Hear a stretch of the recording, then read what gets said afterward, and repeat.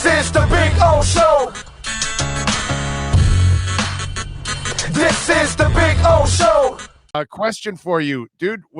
Are you sure that was preseason last night? Because, brother, that was like a regular season game, intensity, everything, fighting, you name it. It was a juicy preseason game, brother.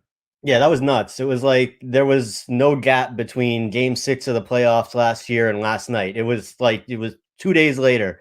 I don't think I've ever been so entertained and honestly a little scared by a preseason game, because like at the end of the day, you go into these preseason games and the number one thing that you care about is that nobody gets hurt. Right. And you want to see your team win and you want to see them firing on all cylinders. But at the end of the day, the game doesn't mean anything.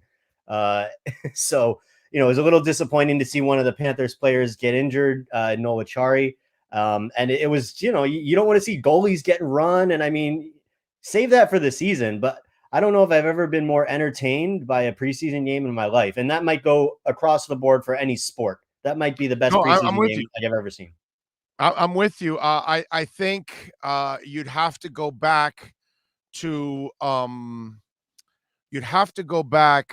the Jets preseason game against the Giants the following year after winning the Super Bowl, and they win it in '69.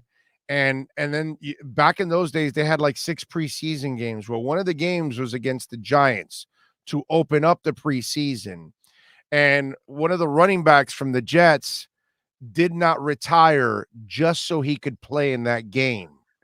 We're talking about 6 preseason games, and he wants to play in the first one because in those days there was still the AFL-NFL rivalry that the AFL is not good enough. They don't belong in the NFL, yada, yada, yada, all that. And then the Jets had just broken through to become the first AFL team to win the Super Bowl and kind of open that door up. And there was still that hate for the AFL that some guys didn't even retire that year just so they can stick it to the NFL and to the Giants that year. And I think the Jets beat them 45-10 or something. It was like treated like a regular season game, that kind of stuff. So you would have to go back to that far for a preseason game that actually matters that I can think of. Okay, put it that. And I'm old, so I can think of a lot of things. Hold that knowledge out. I mean, that's like 40 plus years ago, and you're just like, yeah, this preseason game, the running back had 45 yards and he trucked a guy. I mean, dude. Yeah, no, but I'm just saying it's just funny. And yesterday when I'm watching this, I'm thinking these mother effers, they're taking this shit personal, dude. Yeah, this is. I don't care. This is an exhibition. I'm not losing to you at anything.